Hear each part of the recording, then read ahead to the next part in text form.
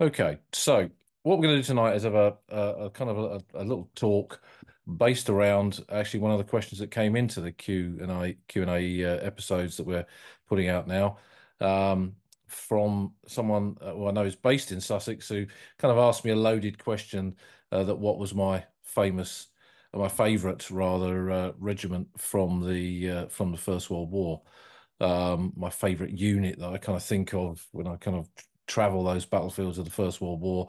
What unit do I think of, and kind of what unit is kind of particularly, um, I guess, close to my thoughts when I'm thinking about the Great War.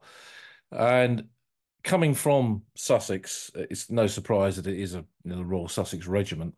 I kind of think, as I said, I think in the answer to that question, that for any historian of the First World War, perhaps in almost any subject, to have a regiment that you particularly know well, is quite a good segue to so many different aspects of First World War history.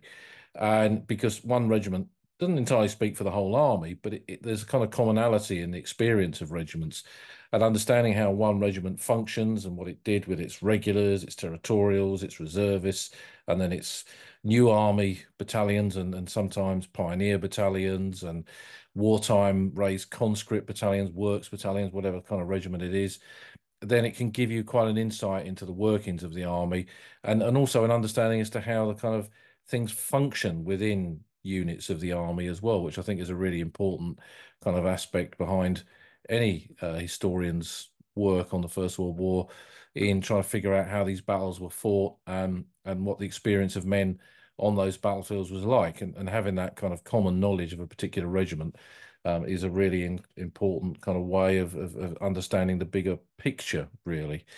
But within a regiment, I mean, a regiment's quite a big thing. No regiment ever fought as a regiment as such in the First World War. They fought as individual battalions.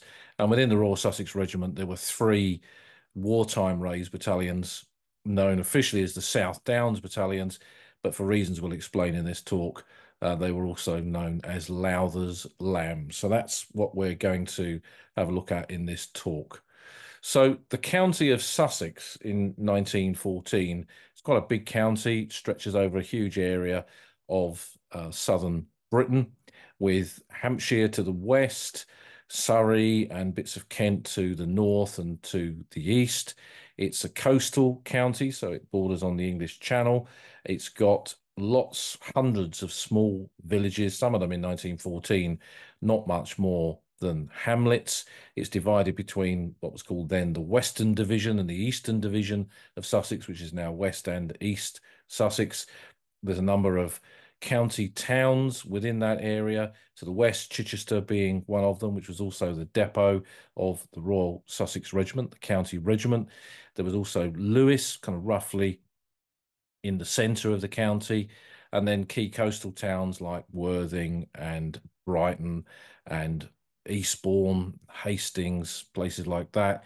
And within the county area itself, which was largely a rural area, dominated particularly in that kind of southern swathe from the Hampshire border across to above Eastbourne and Hastings, the South Downs, this big chalk downland with huge escarpments that dominate the landscape there. It was very much a rural landscape, a rural county with farming, particularly sheep farming in some areas, and particularly on those downs, sheep farming. And there was a breed of lamb sheep, South Down sheep, which is still a breed of sheep today that's farmed on those South Downs, and also ties into this story, not just in the name of these men, but also their mascot. And we're going to come across that mascot in some of these pictures that we're going to look at. So it's an interesting county regiment because of the geography. There's no big city. I mean, Brighton today is a city, but it wasn't a city then. They were fairly small towns, really. And the men were drawn largely from these kind of rural areas. And so you see quite an interesting kind of cross section of men from different occupations, perhaps reflecting again through a county, through a regiment, the kind of wider aspect of men who stepped forward to join the army during the First World War. But the kind of history of the Royal Sussex Regiment, in terms of this talk and the Great War, goes back to that period of the Boer War. And this is a photograph from that period. Living in Sussex, having been born in Sussex myself, and living in Sussex in a period in the kind of 1980s when there were junk shops in all of these old county towns, and particularly on the southern coast, places like Brighton and Hastings and Eastbourne were just absolutely full of junk shops. And Brighton had a fantastic Saturday morning market where there'd be tons of militaria and photographs and all kinds of things.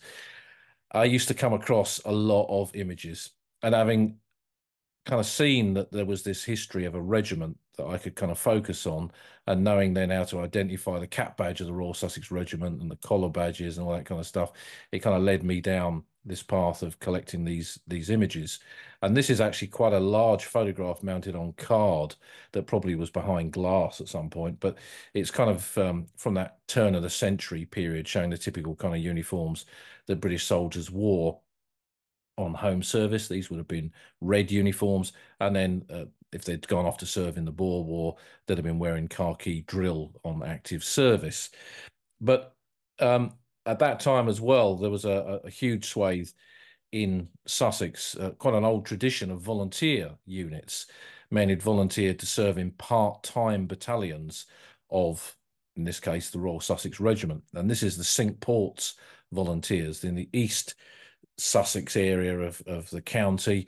There was this area known as the Cinque Ports, the Five Ports, which included places like Rye, for example.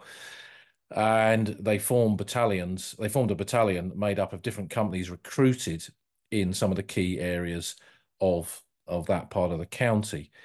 And the volunteer organisation, which went back well over 100 years at the time of the early part of the 20th century, was formalised into what became known as the Territorial Force and later the Territorial Army in April 1908. And in the Royal Sussex Regiment, there were 3 territorial battalions. These are men from the 4th Battalion, and they were recruited largely in that western division of Sussex, what we call West Sussex today.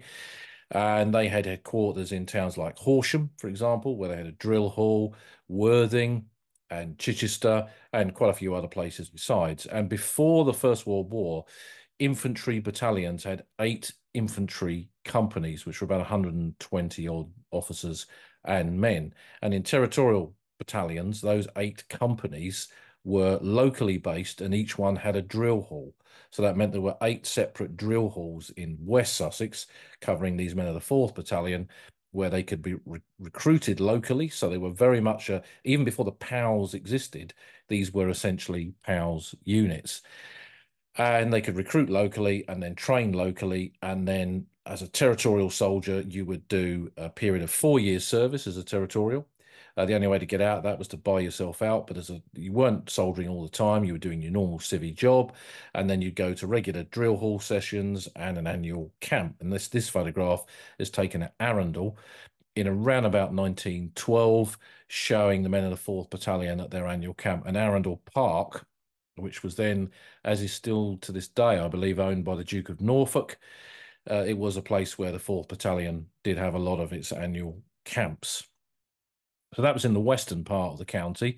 In the eastern part of the county was the Cinque Ports Battalion that grew out of that Cinque Ports Volunteers that we saw in the earlier photograph.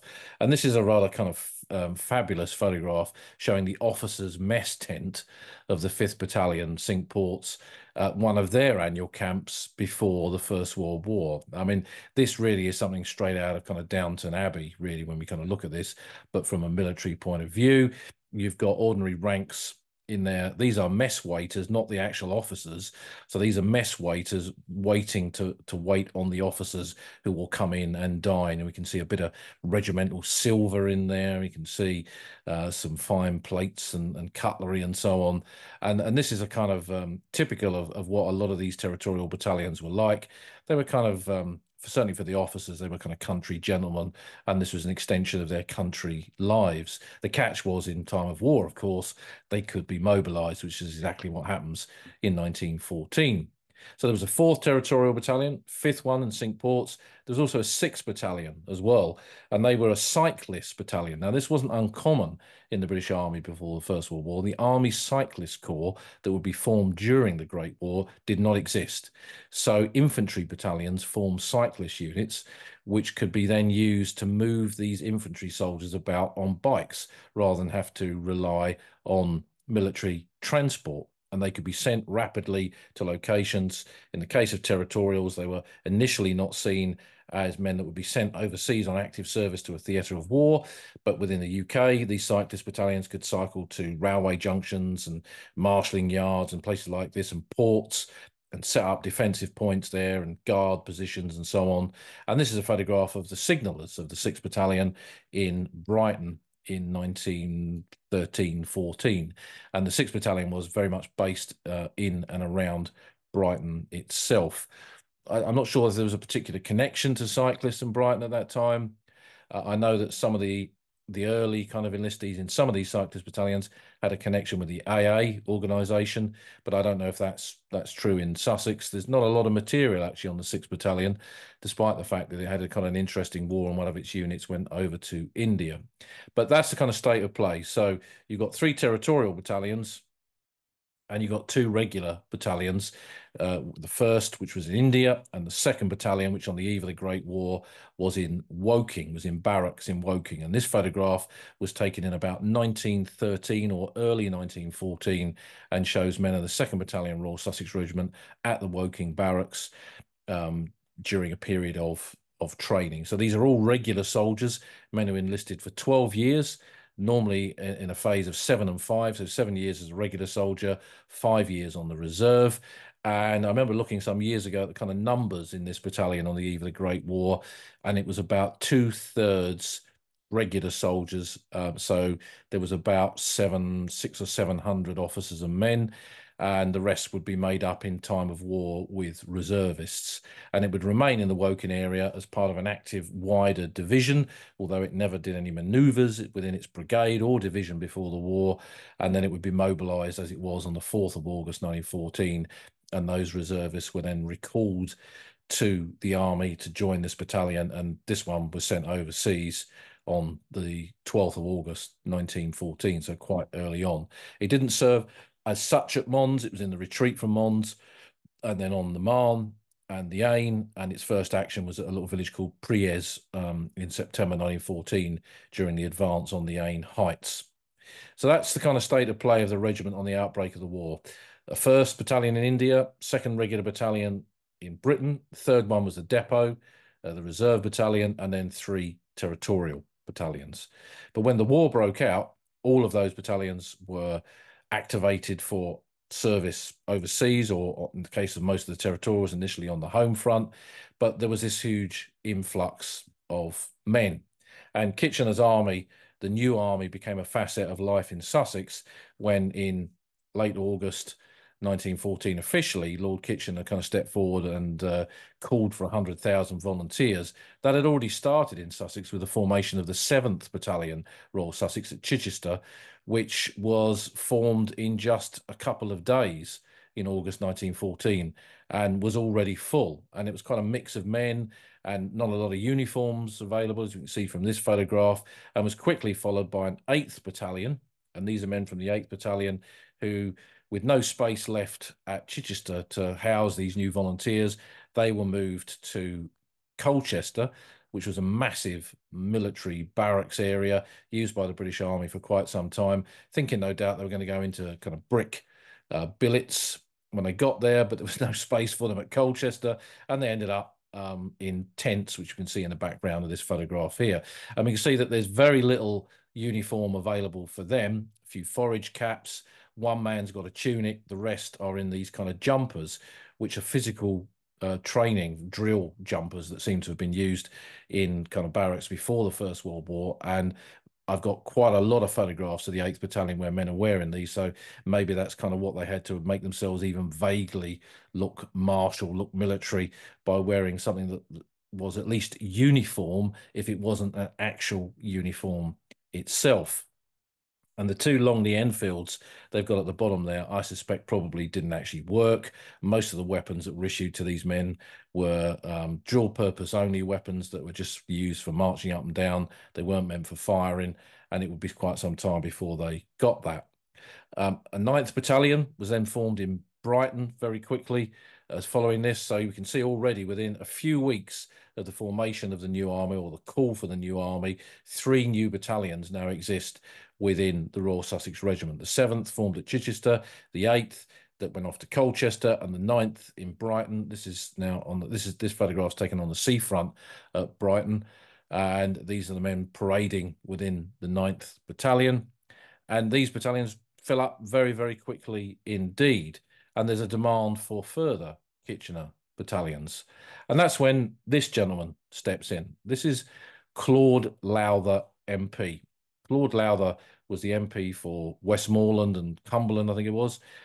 So he didn't, his seat wasn't actually in Sussex, but he had a stately home. We had a large house at Hurstmonceux in what was East Sussex, where for many years there was an observatory.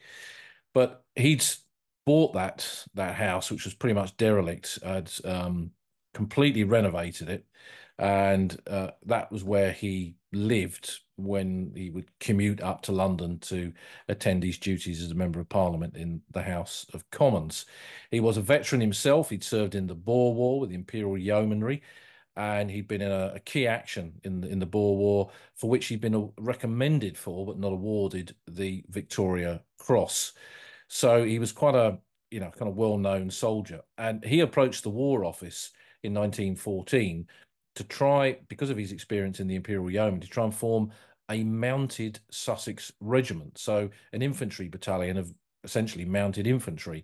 The War Office wasn't that keen on that because the yeomanry had been formed as part of the territorial force, and in Sussex there was a Sussex yeomanry, and there wasn't a need for it. So instead, Lowther decided that as the other 3 battalions of the regiment that had been formed within Kitchener's army didn't really represent the county as a whole, they represented either the eastern part of the county or the western part of the county, he'd form a unit that represented the whole of Sussex.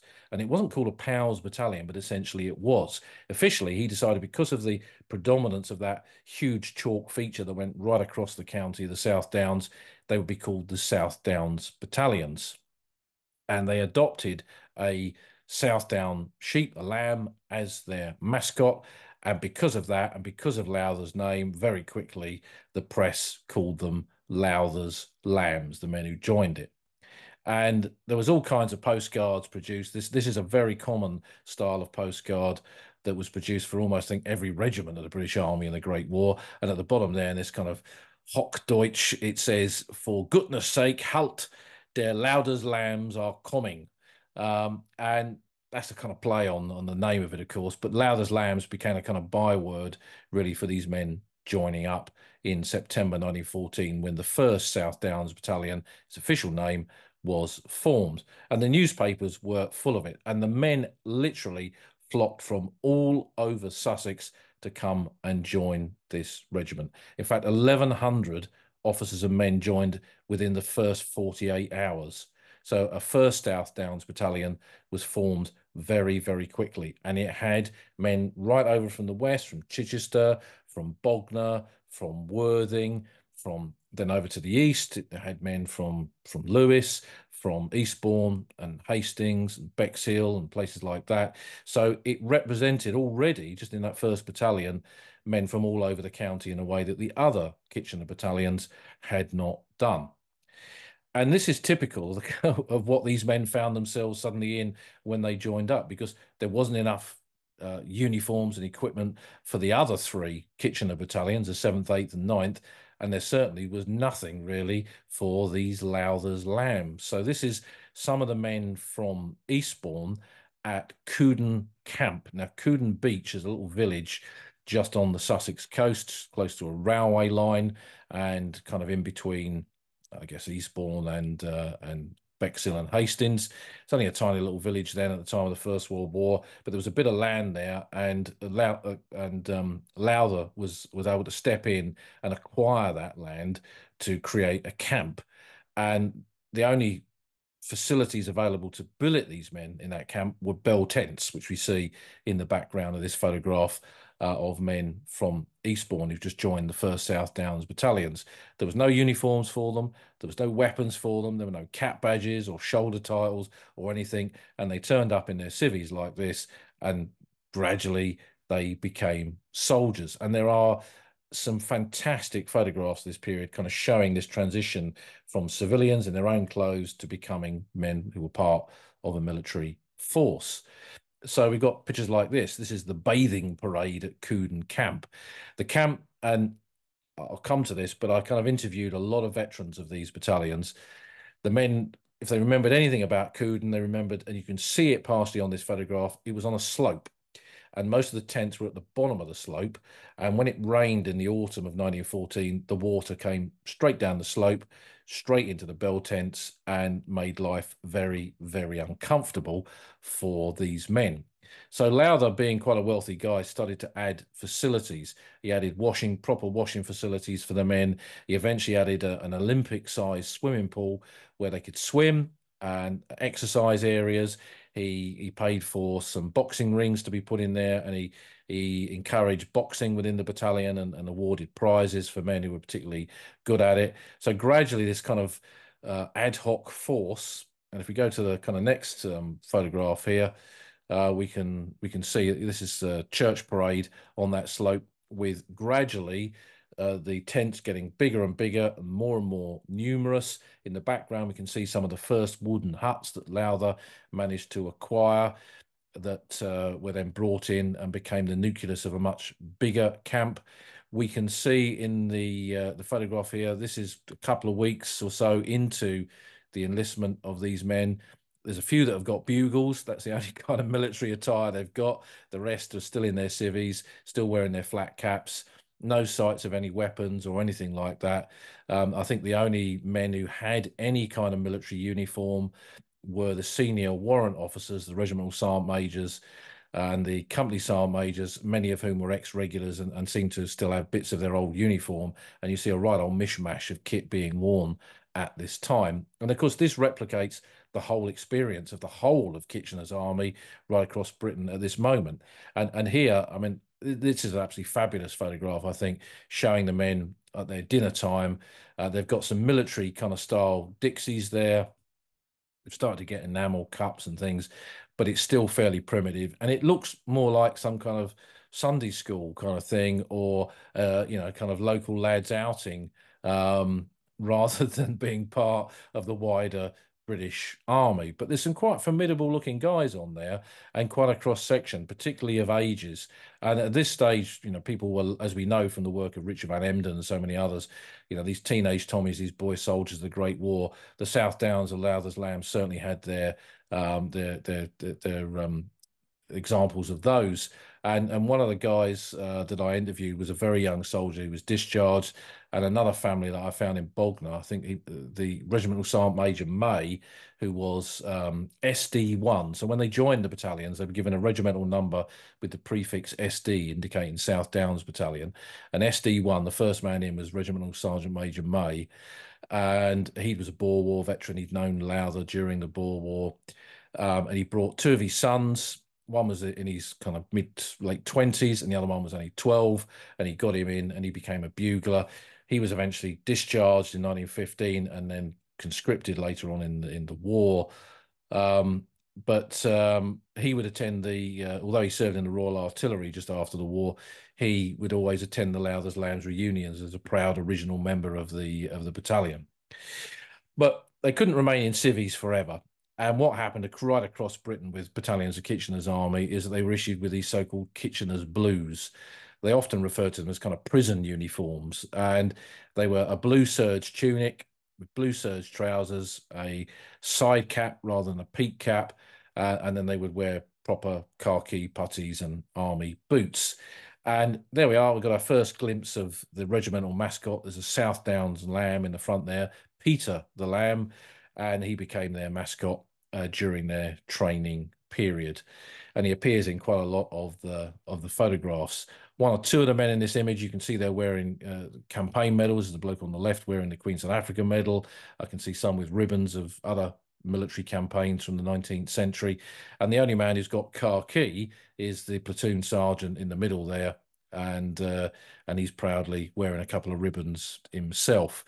But this is the kind of state that these men in. This is their transition period, and they're still at Couden. The camp is gradually expanding. They take over some of the farm buildings and estate buildings behind it, which you can see in the rear there.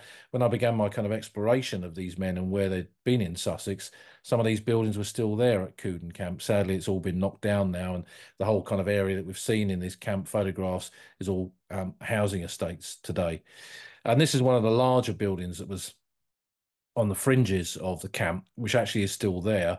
And this is another kind of uniform that was worn. It was a variation of the blue serge in that it had proper pockets and they had peak caps with a kind of shiny brim to them. So again, these men, the previous ones kind of looked like criminals. These men look more like police officers, or as some of them said, they look like tram drivers or ticket collectors. So, you know, they're kind of moving. They're not quite got to that point where they're proper soldiers in terms of what they're wearing, but they're moving from a state of affairs of wearing their own clothes through to wearing something that, you know, kind of is vaguely a uniform. And this is I mean, there's a lot of photographs of these guys that I've picked up over the years of them going to local studios. Couden's not far from Bexhill, so a lot of them went into Bexhill. There's a lot of photographic studios there, and they had their portraits taken, and then their mates get together and they'd have a little group photograph like this. But this shows us kind of typical blue serge uniforms that were being worn at that time.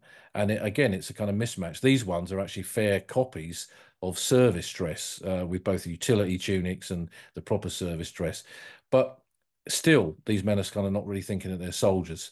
The officers, of course, were very different. So these are the original officers of the 1st South Downs Battalion. There's Lowther in the middle, Peter the Lamb on the right, and he obviously, like most animals in photographs, wasn't really cooperating because the officer's grabbing him by his woolly jumper there, as it were, holding him still to stop him running off into the distance. And that's Lowther's dog, somewhat more calmly sitting at the front of the group there. But the officers, of course, bought their own kit. They had a kit allowance from the War Office, and they were the ones that were strutting around in khaki when everyone else was wearing these blue serge tunics. And the building at the back there, that still exists. It's the Couden Beach Golf Club headquarters now. And back in the 80s, when I turned up this photograph and went down to Couden to try and see what was left of the camp, I found this building. And I was kind of standing there outside, and these guys come out and said, you know, can we help you? And I showed them this photograph, and they had no idea that there'd been a camp, and they were, you know, very interested. So I sent them some copies of this. But on here is quite a few of the original officers. To the left of Colonel Lowther in the middle there are the 2 Grisewood brothers just here. I'm not sure I've just kind of drawn a box around them, which I'm not sure is visible on your Zoom, but they were 2 of 3 Grisewood brothers in the battalion, one of whom would be the commanding officer and 2 of whom would sadly die in the Great War. There's no names against this photograph, but I've identified quite a few of them. And just as we mentioned kind of young soldiers in the battalion, if you go to that kind of front row seated group of officers and go to the far left, there's quite an elderly officer there whose service, if I remember correctly, went back to the 1870s. And he was then discharged by the War Office in 1915 as being too old. So just as there were men who were too young to serve, there were others who were too old as well. And Couden Camp, while it was being expanded with tents and then some huts, still there wasn't enough space because the 1st South Downs Battalion was very popular, filled up, as we've said, within a couple of days. The 2nd Battalion, which became the 12th Royal Sussex, that filled up very quickly. So there was a need for a 3rd Battalion, which became the 13th Royal Sussex. And men found themselves being billeted in Bexhill and Hastings. And this is a group section that's been billeted in a private house in Bexhill.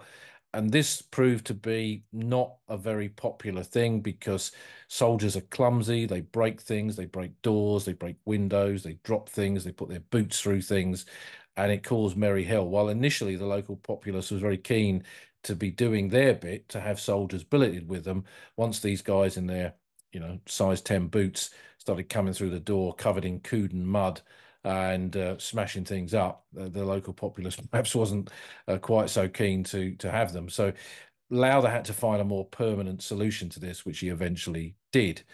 But they were billeted in local schools as well. So this was a school in Bexhill, and this is number one platoon, A Company, 2nd South Downs, 12th Royal Sussex, and in the middle there is the company sergeant major, who is Nelson Victor Carter, and he will feature later on in this story because we're going to follow the South Downs through to their first big battle. You can see quite a lot of the men have got weapons. At this stage, there was actually no ammunition to go with the weapons, but they got weapons. The senior NCOs and the warrant officers have got khaki. All of those men are ex-regulars. Nelson Victor Carter had been a gunner in the army before the war. He'd been discharged through sickness while on active service, tried to become a police officer and ended up as the working in the local cinema, the Old Town Cinema in Eastbourne, where he'd been the kind of person in charge there, and was strutting around in a kind of a uniform and making sure that the local oiks didn't come in and make merry hell in the cinema. That was kind of his reputation before the war. But he was nearly 6'6" tall, very tall guy. He had tattoos of Buffalo Bill on both his forearms, and was a formidable guy. And he was the 4th man to join the regiment, so he became SD4, and was originally in the 1st South Downs, and then when the 2nd South Downs was formed, Lowther made him the 1st company sergeant major of A Company of that unit, and a position that he would hold until his death in 1916. Christmas moved forward, the months moved forward towards Christmas, and at Christmas 1914, they'd now moved into huts. Lowther had managed to get, through contract, these huts that the War Office were providing. He'd bought some himself, and the men were moved into company-size huts where there was a couple of hundred men in each hut. And at Christmas 1914, there's a lot of photographs taken in that period, like this one, where they're having their Christmas dinner. They've got their decorations up, they've got the flags of the Allies up, and they're waiting for their Christmas grub. And in some cases, I think almost kind of companies and platoons were photographed so that the men could kind of send these home. You can still see that this is Christmas 1914, and they still have not got proper uniforms. They're still in their Kitchener's blues, and there's still a kind of primitive nature to this, but rather than be outdoors under canvas, they're now indoors in a hut, which is going to be infinitely preferable as the winter is coming on. And again, we kind of see these photographs. I mean, they're incredible images, really. It was a local photographer who was based in Couden that took these. I think he must have taken 2,000 or 3,000 different images from the formation of Lowther's Lambs through to their departure from here in 1915. And then the Royal Artillery moved into Couden Camp, and later on the Canadians. And by the end of the war, he must have taken over 10,000 images of all those different units that passed through. Sadly, his archive does not survive, but for the centenary, they did a big exhibition of his work in Bexhill as part of a project to remember Couden Camp and all the different kind of nations and units that had passed through there. There was a storm at Christmas 1914, a big gale along the coast. It's pretty open ground there at Couden Beach, and some of the huts got damaged or destroyed. There's a lot of postcards by Chapman. You can see his name at the bottom right-hand corner there, the photographer who took all these images. So that meant rebuilding work. It gave the men something to do, because at this stage, training was fairly rudimentary, that they were doing a lot of marching, a lot of physical training and things like that, occasional bits of firing when they could get ammunition for some of the rifles they had. But again, this wasn't really on a par with regular army or even territorial training. The whole army, Kitchener's army, was faced with this problem where you had thousands of men enlisted, thousands of men in camps, thousands of men wearing ad hoc uniforms and with only a handful of weapons, and they still weren't getting to a point where they could easily be sent overseas because they hadn't been trained to any kind of level of proficiency. And in some units, it would take well into 1916 to do that, and that's certainly the case with these 3 South Downs battalions.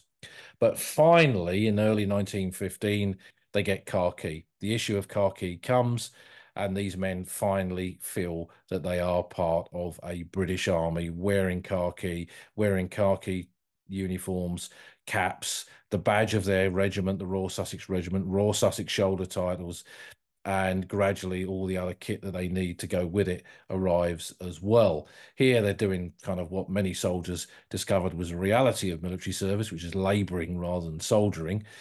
But if we move to the next image, this is a photograph taken of one of the battalions out on march in early 1915 as they're coming round a park somewhere on the outskirts of Bexhill or Hastings, and you can see that rather than webbing equipment that they've got the 1914 pattern leather equipment that was issued on a wide scale basis to men of the New Army or Kitchener's Army, and then they've got their long Lee Enfields that they're carrying, and that's the kit that they carried with them through the rest of their training, and that's the kit that they carried largely across to France, although short magazine Lee Enfields were issued on the eve of their dispatch to France in 1916.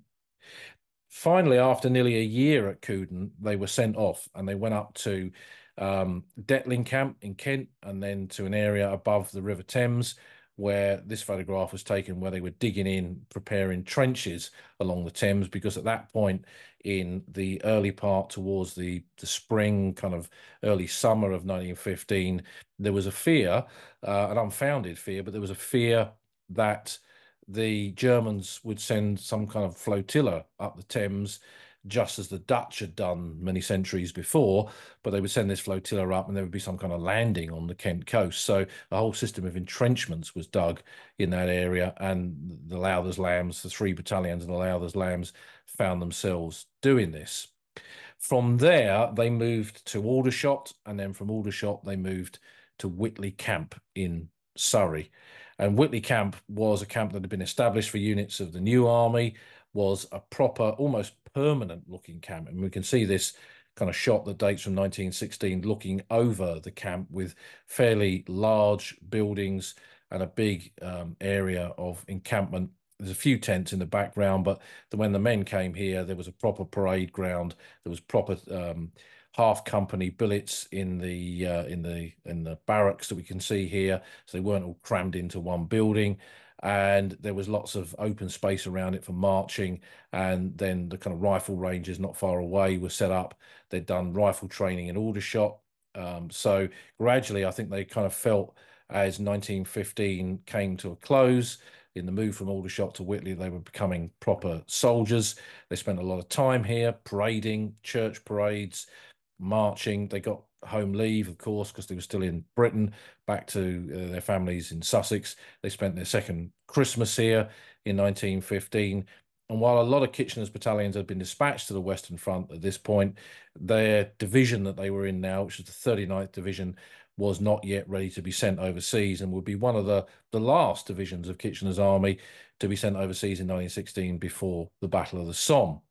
But one of the other things that happened at Whitley was that all 3 battalions, the whole unit, was photographed. And these photographs were done by a local photographer who had worked with the British Army in Aldershot before the First World War, taking photographs of units that served at Aldershot. And he then came in and offered these photographs, and they were photographed company by company, and then in some cases platoon by platoon. And all the officers were photographed, all the senior NCOs and warrant officers were photographed. And while I've found quite a few of these over the years, I think I've got 7 or 8 of them.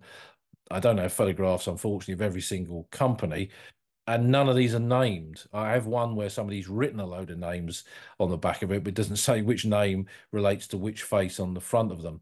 But it kind of gives us an insight into the men. In the middle of this photograph, I can see Lieutenant Colonel Draffin, who was a Scottish officer. His medals recently came up for sale in auction. He got a DSO serving with the South Downs later on in the conflict. So you can pick out 1 or 2 like that when you know a little bit about them, but the vast majority of the rank and file are not named, and that's a great shame. That's the frustration of images like this, but they are fantastic photographs. This is A Company, 2nd South Downs, 12th Battalion, Company Sergeant Major Nelson Victor Carter is kind of sat there with alongside the officers, and many of the men in this company were from Eastbourne. In fact, almost all of them were from Eastbourne, and they would be in the vanguard of the assault of the the unit's first battle when they went over the top in 1916. Finally, in March of 1916, they had in March they had their marching orders. It sounds like a bit like an army joke, but they had their marching orders to go down to Southampton, go across on a series of ships to Le Havre, and then move by rail up to northern France, where the whole division assembled and then went into the front line beyond the village of Neuve-Chapelle. Now, this is a stereo photograph, one of a whole series taken earlier in the war of the trenches near to Neuve-Chapelle. In this case, they're Scottish and Gurkha soldiers in this photograph, but it's this kind of trenches, fairly primitive, basic trenches that really hadn't changed much since the early months of trench warfare in this area from the winter of 1914-15. And this is where the South Downs took over the trenches for the first time. There's a little cemetery between, they occupied the trenches between Neuve-Chapelle and a place called Fleur-Bay, and there's a cemetery up that way called Y Farm Cemetery, which has got some of the very first casualties of the South Downs. Most of them were men who were careless. They didn't really understand the realities of trench warfare and walked along trenches bolt upright that had lower parapets and didn't understand that they were exposing themselves to enemy fire and got sniped, or they were groups of men that concentrated in trenches and didn't understand that the Germans would send over rifle grenades, Minenwerfer trench mortars, and they got hit by that kind of stuff. Men can't pick up this kind of battle knowledge, battlefield knowledge immediately, and it's learned the hard way, which is always sadly through casualties. So casualties begin to kind of mount, not on a big scale, but they begin to start losing their mates. And when you kind of link that through newspaper research and you look at the papers from Chichester and Eastbourne, Bexhill and Lewis, and some of the Sussex county-wide papers, you start to see these descriptions of men being killed in, what we often call on the podcast the day-to-day activities of trench warfare. Now, the next couple of pictures are taken from a little collection. I think I've shown you some of these before. They're actually taken by a soldier of the Royal Welsh Fusiliers who was in the 38th Welsh Division. And they kind of followed the South Downs battalions in and out of this part of the trenches between initially Fleur-Bay, Levante, and Neuve-Chapelle, and then they moved down to the area between Festubert and Givenchy. And this is Windy Corner at Givenchy, taken by this soldier in the Royal Welsh Fusiliers in the spring of 1916, showing kind of typical frontline village on that forgotten front that was sandwiched between Flanders to the north and Arras and the Somme to the south. And this is the kind of battlefield that the South Downs moved into an area that had seen a lot of static warfare and a lot of mine warfare as well. And they got hit by quite a few German mine explosions while they served in this sector. The trenches were, this is a photograph of one of the communication trenches at Givenchy. The line here had not moved really since October, November 1914. It was a fairly static front, but in the very front line, both sides had gone underground. We've got an episode on the war underground coming up this weekend, and the mines were blown in this sector. The 4th of June 1916, the Germans blew quite a sizable mine underneath the Royal Sussex positions and killed quite a few soldiers. They crossed over the La Bassée Canal, which was close by to this part of the battlefield, to the Quinchy brick stacks at one point as well. And it was about that time that a young officer joined the battalion, and his name was Edmund Blunden. He was the son of a school teacher from a little tiny Sussex village called Framfield, and he just joined from one of the depot battalions of the Royal Sussex Regiment, and he would become an officer in the unit for a big chunk of the rest of the war, moving on to another battalion of the regiment in February 1918. And Blunden, not only one of the great kind of war poets of the First World War, he wrote a fantastic memoir, Undertones of War, that is a kind of unofficial history, really, of the South Downs battalions. And he talks about not only their history, but the kind of men and the stories of those within his battalion, the 11th, right throughout the war. But after months of static trench warfare, it was clear that some kind of offensive was coming. And the offensive, the big offensive that was coming was, of course, the Battle of the Somme that would begin on the 1st of July 1916. But the South Downs battalions were not going to be a part of that, at least not at that stage. Instead, they were one of a number of units that were detailed to take part in diversionary attacks. This has been tried with the Battle of Loos in 1915, when up on the Bellewaerde Ridge and in the Indian Corps sector, They'd launched these diversionary attacks to try and draw German attention into those areas and away from the main thrust. But a similar kind of tactic, although that had not really been that successful at Loos, a similar kind of tactic was employed for the Battle of the Somme. And a series of attacks were planned. One here at Richebourg. They moved up into this Richebourg area in late June 1916. And another one was going to be attempted near to the double Crassier at Loos, also involving a battalion of the Royal Sussex, the 2nd Royal Sussex, and also 1st Battalion King's Royal Rifle Corps. And we've done a little bit about that in one of the podcasts, I think, when we looked at that double Crassier area near Loos. But from the South Downs point of view, their 3 battalions were selected to be the assault battalions for this diversionary raid. And Colonel Griswold, who we mentioned, who was one of 3 brothers serving in the 1st South Downs battalions, his middle brother, so he was the eldest, his middle brother was died of pneumonia at Merville in May of 1916, and he had a younger brother, Francis, who was a platoon commander. And I think he was greatly affected by the death of his brother. I traced the Griswold family back in the day, and his son said that his father was never really the same after his brother had died of pneumonia.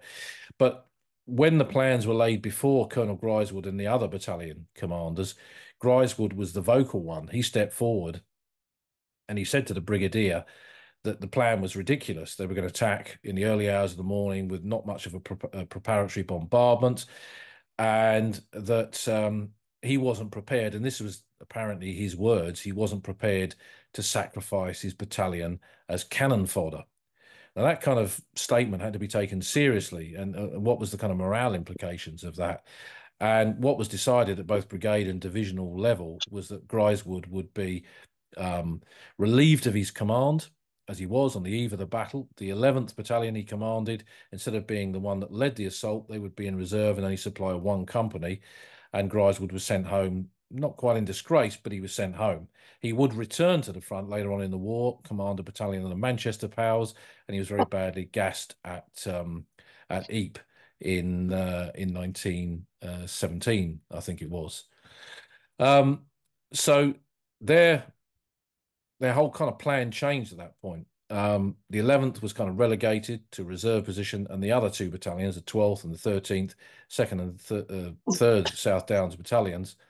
I can just hear someone with their sound on in the background there. If I can just ask you to mute that, because I can't do that myself from where I am at the minute without pressing too many buttons, just to keep the kind of flow of what I'm saying as well. So the 11th was in reserve. 12th and the 13th would be detailed to make this attack, and they would be attacking the German positions just beyond the Albers, just beyond the Rue de Bois.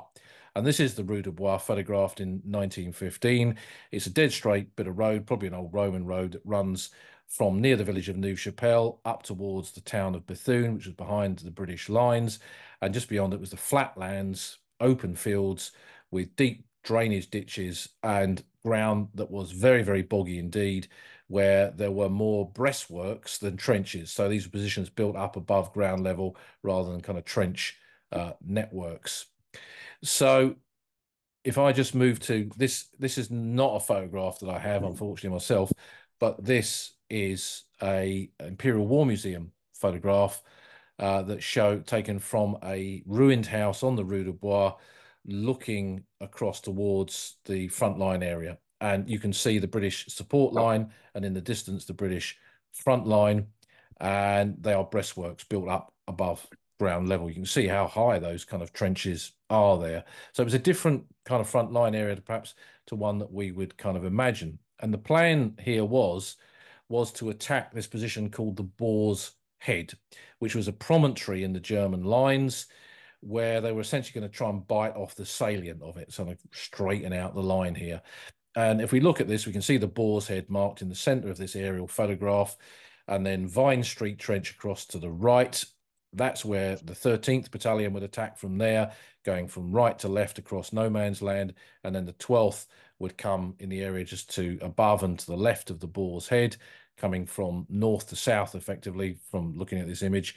And then D Company of the 11th, who'd once been spearheading this attack, were then sent to try and connect up a old German trench in no man's land with the Boar's Head itself, together with the divisional pioneers of the Gloucesters and one or two others as well. That was the plan. Attack in the early hours of the morning of the 30th of June 1916 after a fairly basic bombardment. And sorry, I'm just pausing for a minute because I can still hear some background noise there. Can you just check if you've got your mic on, and if you can switch that off for me? Thank you. So they were going to attack in the early hours of the 30th of June 1916, with two battalions advancing on the German positions here. And it all sounded very easy indeed. And the idea was to confuse the Germans that some kind of major attack was going to take place here at Richebourg up in northern France, rather than down on the Somme the next day. I'm not sure it ever succeeded in that. And what happened when these men went over the top is that they suffered huge casualties from the German positions who had not been destroyed in the preliminary bombardment. And it's fairly flat open ground with good fields of fire. And in the kind of half light of the morning, they were pretty visible as they moved forward in basically lines of men in company formation, moving at walking pace across no man's land. They'd not been issued with steel helmets for this attack, so they still wore core blimey cloth hats or the standard service dress caps. And some of you may have seen Matt Dixon went here recently and spoke to the farmer whose land this is. And he's found quite a few Royal Sussex cap badges in this area. And by a sad kind of quirk of fate, this is the same bit of ground where the 2nd Battalion and the Cinque Ports Battalion had attacked on the 9th of May 1915, the year before, in the Battle of Albers Ridge, and had lost such terrible casualties in that attack. But as the 12th and the 13th went over the top, and D Company 11th supporting them, they came under this withering machine gun fire. And in some cases, some of the veterans I interviewed who were here, so they looked round and they literally saw lines of men falling, being just chopped down by German machine gun fire. And as the attack moved forward, a handful of men in each area got into the German lines. One party of the 12th Battalion that was led by this man who we saw in some of the group photographs. This is Nelson Victor Carter, that ex-regular soldier with the tattoos of Buffalo Bill. He led a group of men into the German front line close to the Boar's Head, then up their communication trenches into their second line position, and they hung on for about 2.5 hours. He'd also attacked a German machine gun position, rushed at it. He wasn't armed with a rifle, he had a sidearm, either Webley or a Colt pistol. When he rushed at it, shot the crew dead, and then turned the machine gun on the Germans and laid down suppressing fire to allow his men to move up the communication trenches and get into the next line of trenches. But gradually they were running out of ammunition, gradually they were running out of grenades, and gradually the German reinforcements were coming in, trying to push them back.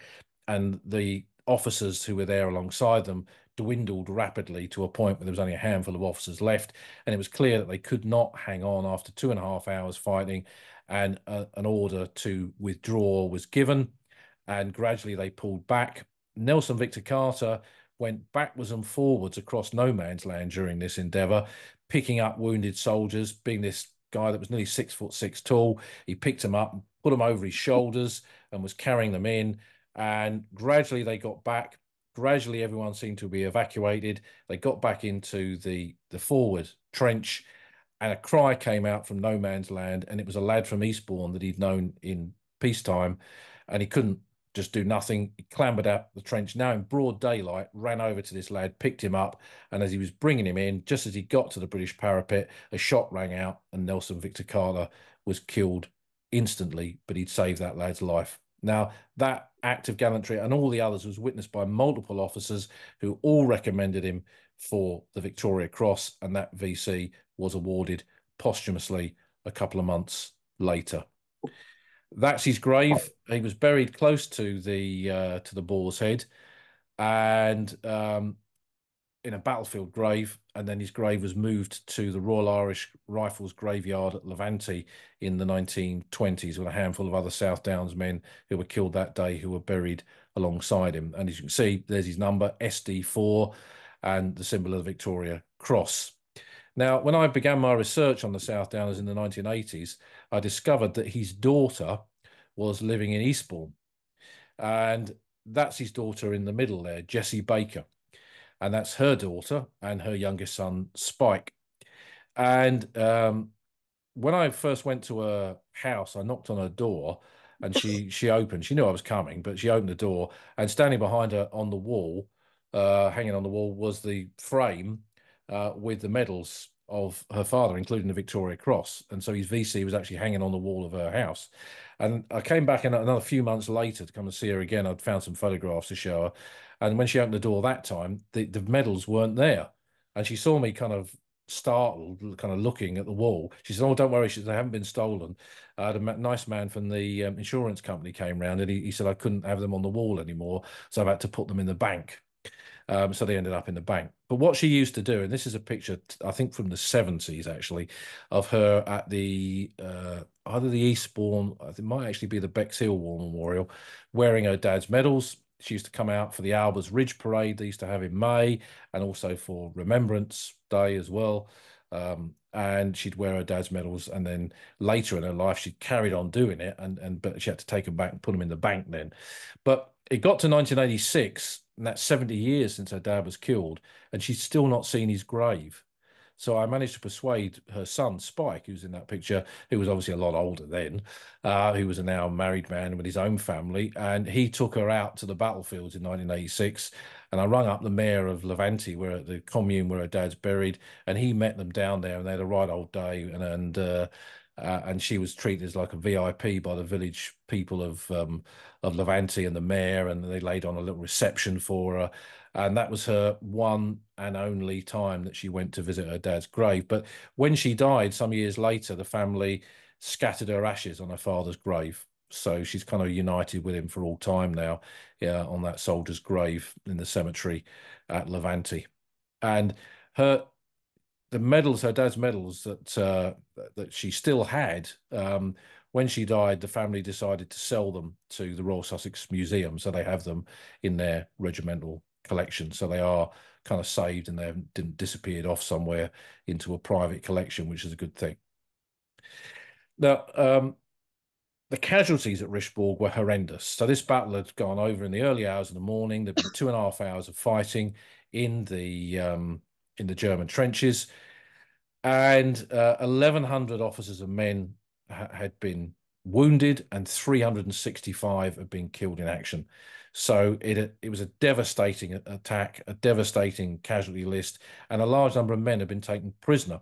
And I found this photograph in the regimental history of the German unit that was opposite them, which was a Württemberg unit. And this shows English prisoners taken on the 30th of June 1916. So these are South Downs men who were captured in the assault on the Boar's Head, who'd got into the German second line trenches, got cut off, surrounded, and were forced to surrender. And these men then spent the rest of the war as prisoners of war in Germany. But a lot of British dead were left behind in the German trenches. And it appears from the German records, just as up the road, a month or so later, they took the dead from Australia and the 61st British Division from the assault on Fromelles and took them behind their lines, and they buried them in communal burial pits, one of which was found 20 years ago and resulted in the Pheasant Wood Cemetery at Fromelles, which some of you may have been to. The Germans seem to have done exactly the same thing at Richebourg. And this might have been the first time that they did it. They took the dead that they recovered from their own trenches, the British dead from the South Downs battalions, and buried them in an unknown location somewhere behind their third line trenches back towards La Bassée. And so that grave has yet to be found. So, like we often say on the podcast, the kind of page of history has yet to finally be turned and never will. In terms of the battlefield today, this kind of gives you an idea of what the terrain is like. So this is standing on what's called the cinder track, which is a bit of a dirt track that runs right through the middle of the battlefield, looking out towards where the Boar's Head was. It's dead flat, absolutely dead flat. There are drainage ditches everywhere that cut across the battlefield. In part of the assault, the South Downs had to take duck boards over the top with them to lay across these drainage ditches. But the first wave of men carrying these got hit by machine gun fire and mowed down, and very few of these bridges were ever laid. And when the men tried to cross the ditches by going down one side, leaping, and then climbing up the other side, the Germans swept the edge of the ditches with machine gun fire and just took those men out as they emerged from them. And there were very heavy casualties there.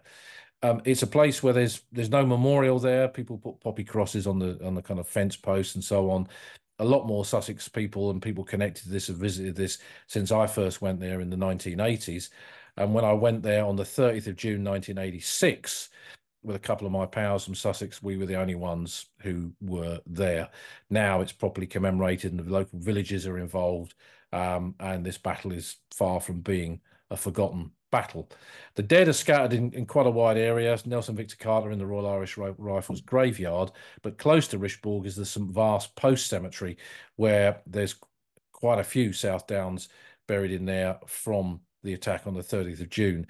These are the men who were killed immediately in front of the British trenches, whose bodies could be recovered at night, or were killed in the act of going over the top out of those breastwork trenches, hit by machine gun fire, fell back into them, and their bodies were recovered and brought back here for burial.